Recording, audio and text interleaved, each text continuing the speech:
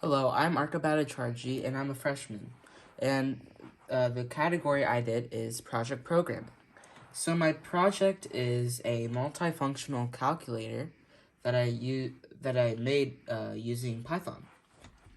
So this calculator actually has a lot of advantages. So one of the advantages is for someone who doesn't understand math that well, they don't really know the equations and all that stuff for like something like simple interest, which is a very real world thing that you need to know. So for this calculator, we can just we can just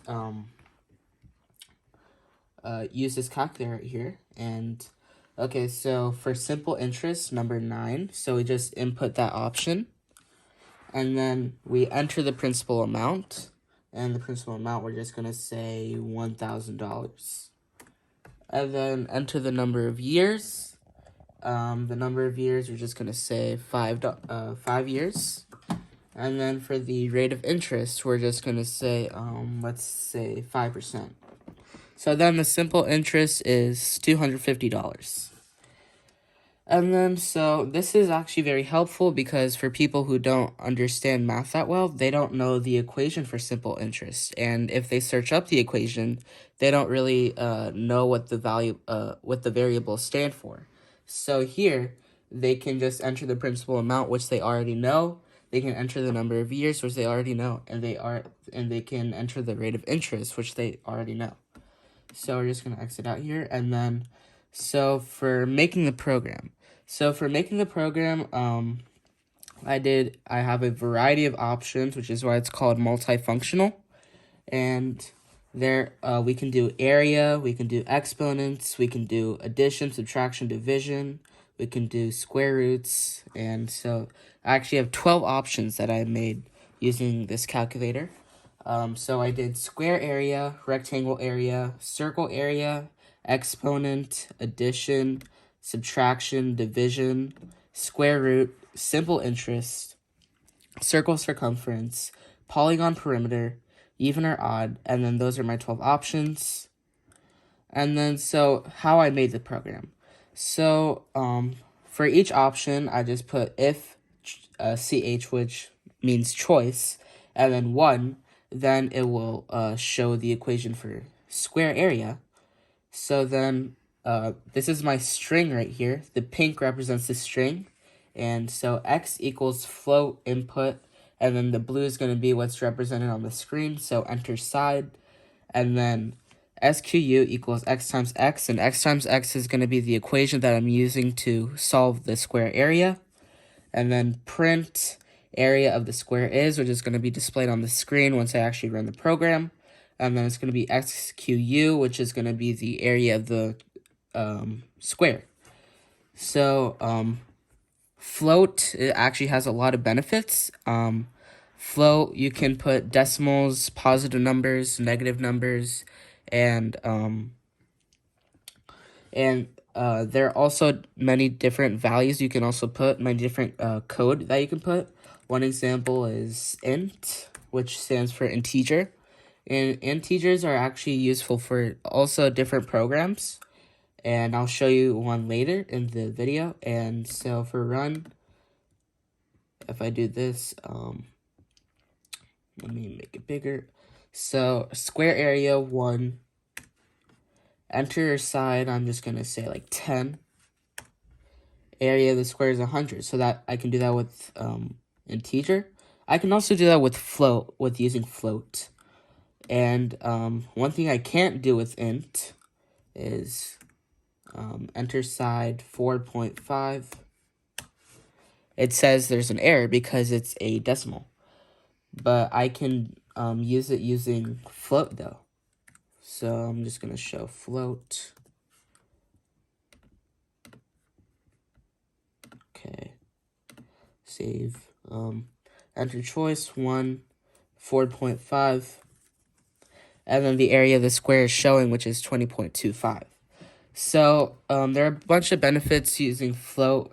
And that's basically what I did for all the area calculations. I use float because I can put decimals, positive numbers, and negative numbers. And then So for a rectangle, for area of the rectangle, I did REC equals x times y. So x equals the length and y equals the width. And this is the equation right here. And then this is what's going to be displayed on the screen. So area of the rectangle is REC, which is going to be the area of the rectangle.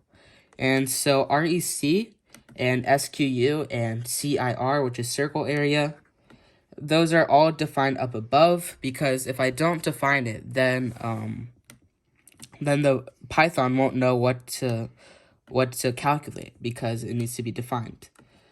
So we can just use this as an example too. X equals float, and then enter radius. Cert equals float 3.14 times x. So because it's 3.14 times x squared. And then, so x times x is x squared. So then so these are just like simple maths, geometry. And then we can also do exponents. Exponents, you can,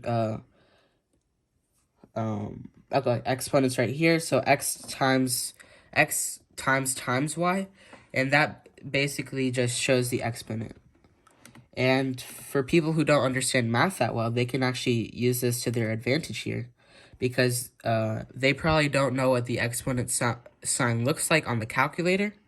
And so if I enter 4, which is exponent right here, I can enter the base. So I'm just going to say like 10. And then the exponent is like maybe 10. So then it shows the exact exponent. But people who don't understand math that well, they don't really know what the symbol is, what the base is, and all that stuff. So since it's in word form, they understand it better. And so I did basically the same. So x plus y is for addition, x minus y is for subtraction. And then here is square roots. So square roots is almost like the same level of exponents. It's the same level of math. So num equals float input enter a number. So this is going to be displayed on the screen, enter a number. And you can enter any number you want. And then num underscore square root equals num times 0.5. So that's the code that I'm using to find the square root of something. And if I just run it right here, 8. So 8 is going to be the option here, and then enter a number. I'm just going to say like 225. And then the square root of 225 is 15. So all my calculations are correct for this program. So then I already showed you simple interest. And then the last one, this is even or odd, and a regular calculator actually can't even do this because they don't have that function. So for this, I did num equals int, and I use integers for this because you won't find if a decimal or fraction is even or odd. So input, which you input the number, and then you can see enter number on the screen once I run it. And then flag is going to represent the remainder. And then so num %2. So num %2 basically means the number that you input divided by 2 and then the remainder. So flag is going to be the remainder. So if flag equals 0, then it's going to be an even number. But if flag equals 1, so if the remainder equals 1, it's going to be an odd number. So you can see in the program here, just run the module. Enter choice 12. Enter number, I'm just going to say 45, odd, because it has a remainder of 1. So this is the remainder of 1 stuff. All these equations are just going to be me coding it, but that's just the program. But the people who are using the calculator themselves aren't going to see this. So thank you for watching my presentation.